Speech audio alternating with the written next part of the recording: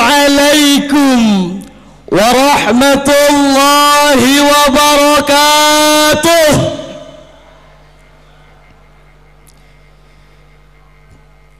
الحمد لله رب العالمين، الصلاة والسلام على سيدنا محمد أشرف الأنبياء والمرسلين وعلى آله وصحبه أجمعين. Amma ba'd. Bapak Ibu Dewan Hakim yang kami hormati, beserta jamaah Syarhil Quran yang kami banggakan. Orang Jawa pernah berkata, awak dewe kabeh sedulur, yang dalam bahasa Sindanya urang sadayana peraya, sedangkan masyarakat Palembang menyebutnya wong kidakalo, yang artinya kita semua bersaudara. Kullukum min Adam wa Adamu min Tirab. Power of relationship atau kekuatan persaudaraan yang merupakan modal penting dan utama dalam menciptakan pembangunan bangsa. Karena begitu pentingnya persatuan dan kesatuan, sejarah mencatat bahwa hampir pemimpin-pemimpin dunia muncul dan populer karena gagasan tersebut. Tercatat adanya Adolf Hitler, pencetus gerakan Nazi Jerman, sebagai model pemersatu melalui pendekatan politik militer. Mahatma Gandhi, pencetus gerakan Satyagraha India, sebagai model mempersatu bangsa melalui pendekatan politik humanity. Dan juga hadir Nabi Muhammad sallallahu alaihi wasallam, yang juga memiliki tugas untuk membangun umat dengan mempersatukan umat di bawah panji Islam. Oleh karena itu hadirin, izinkanlah kami di sini akan menyampaikan syarahan Al-Quran yang berjudul Merawat Persaudaraan di Tengah Masyarakat Multikultural, dengan landasan Al-Quran surah Al-Hujurat ayat 10 sebagai berikut. A'udzubillahi minasyaitonir rajim.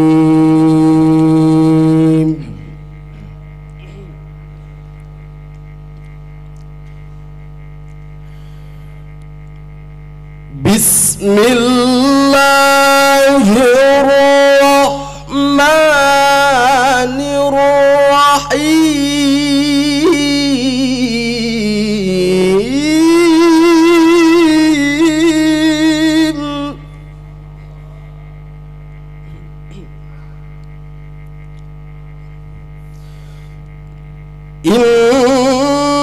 Innamal mu'minuna ikhwatun fa-aslihu baina akhawaykum wattaqullah.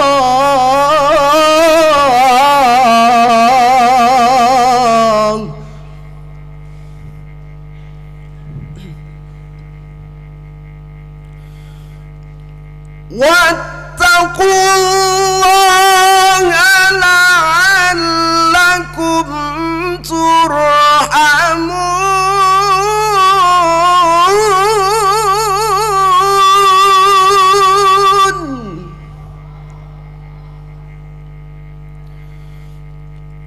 Wattaqullaha la'allakum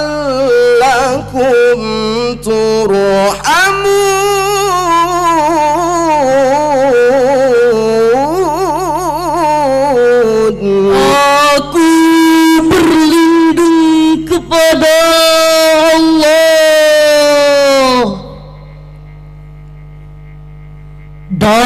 dari godaan dan bisikan setan yang terkutuk. Dengan menyebut nama Allah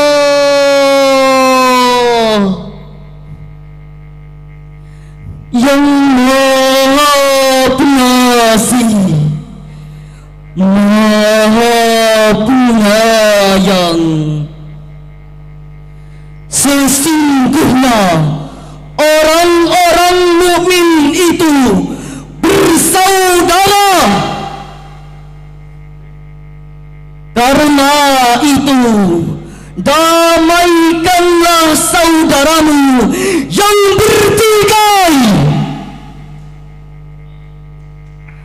dan bertakwalah kepada Allah agar kamu dirahmati. Hadirin wal hadirat rahimakumullah.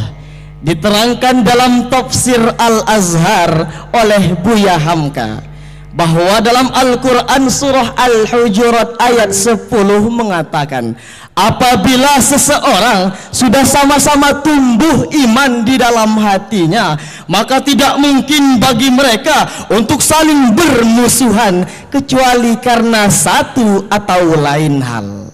Imam Ali As-Sabuni dalam kitabnya Safwatut Tafasir jilid 3 halaman 226 berkata, innamal mu'minuna ikhwah wa fil ayati isyaratun anna ukhuwatal islami aqwa min ukhuwatin nasabiyah. Ukhuwah Islamiyah lebih kuat dibandingkan ukhuwah nasabiyah. Dalam tinjauan ilmu balaghah, kata innama merupakan adatul qasri yang berarti pembatasan.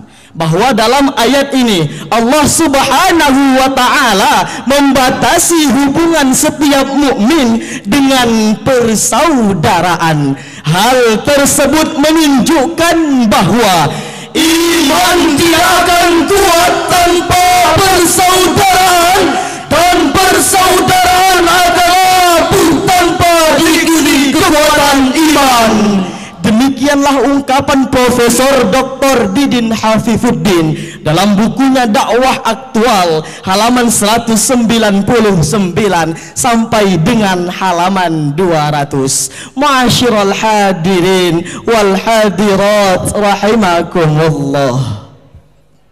Indonesia, tanah air kita, tanah kelahiran kita yang subur dan kaya raya, sumber daya alamnya melimpah ruah di mana-mana, pulau-pulaunya berjajar rapi tak terhitung jumlahnya, rakyatnya berjuta-juta jiwa, memiliki ratusan bahasa, teramat banyak suku dan budayanya, namun tetap terkumpul dalam Bhinneka Tunggal Ika. Demi terwujudnya persatuan dan kesatuan, dan demi menciptakan pembangunan di dalamnya, maka langkah yang harus kita ambil adalah dengan cara 3T. T yang pertama, tasamuh, yakni saling bertoleransi antar sesama. T yang kedua, tawassut, yakni bersikap moderat dalam berpikir. Dan T yang ketiga, tawazun, yakni bersikap seimbang dalam merespon keadaan.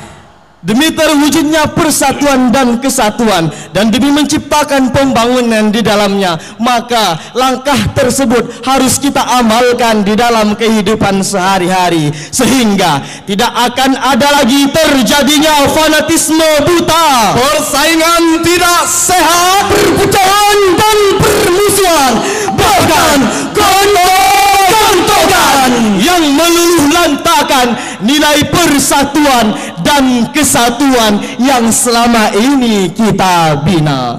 Muncul pertanyaan hadirin, mengapa kita mudah sekali terprovokasi untuk melakukan kekerasan? Apa kehilangan daya kontrol sosialnya? Ataukah kita yang telah melupakan petunjuk Allah dalam kitab suci-Nya? Sebagai jawabannya, marilah kita dengarkan bersama firman Allah Subhanahu wa taala dalam Al-Qur'an surah Ali Imran ayat 103 yang berbunyi, wa'tasimu bihablillahi jami'an wa la tafarraqu.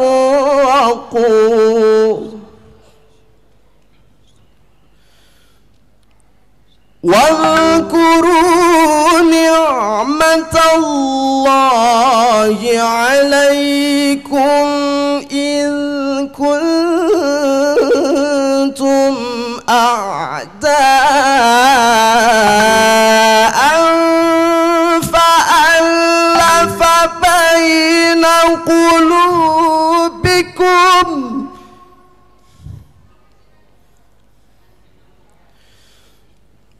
فألف بين قلوبكم فأصبحتم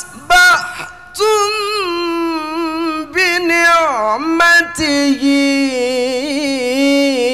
إخوانا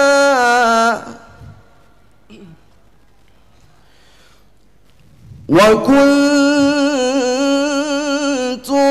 على شفا حفرة من النار فأنقذكم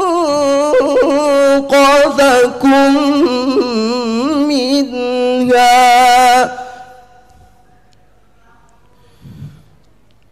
كذلك يبين الله لكم آياته لعلكم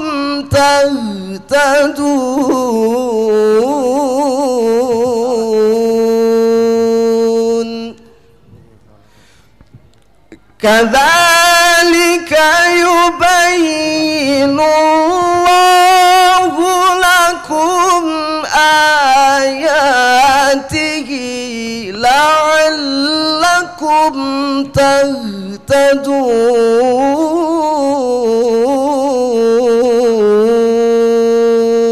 berpegang teguhlah kamu semuanya pada tali agama Allah.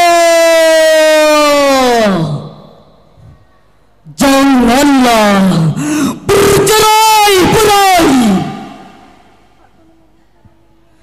dan ingatlah nikmat Allah kepadamu ketika kamu dahulu bermusuhan, lalu Allah mempersatukan hatimu sehingga dengan karunia-Nya kamu menjadi saudara. Dan ingatlah pula ketika itu kamu berada di tepi jurang neraka, lalu Allah menyelamatkan kamu dari sana. Demikianlah Allah menerangkan ayat-ayatnya agar kamu mendapat petunjuk. Hadirin wal hadirat rahimakumullah. Ayat yang baru saja kita dengarkan bersama diawali dengan kata wa'tasimu yang dalam ilmu gramatikal bahasa Arab merupakan kata kerja perintah yang memiliki makna keharusan untuk mengimplementasikannya. Kewajiban untuk apa? Tentunya untuk bersatu padu kepada hablullah. Izzuddin Ibni Abdussalam dalam tafsirnya An-Na'tu wal Uyun juz 1 halaman 294 menjelaskan makna hablullah, yakni Al-Quran awil Islam awil ahd awil ikhlasi lahu bitauhid awil jamaah. Al-Quran atau Islam atau janji setia atau berlaku ikhlas dalam bertauhid dan jamaah. Akan tetapi hadirin, nafsu duniawi telah merasuk ke sanubari warga bangsa kita. Sudah jarang kita melihat praktek gotong royong yang selama ini menjadi semboyan bangsa kita. Tenggang roso dan tepo seliro hanyalah menjadi dongeng pengantar tidur anak bangsa. Yang tersisa hanyalah saling libas, saling rampas, dan saling giras. Apakah kita telah melupakan semboyan kita yang sangatlah heroik? Indonesia, merah darahku, putih tulangku, bersatu dalam semangatmu.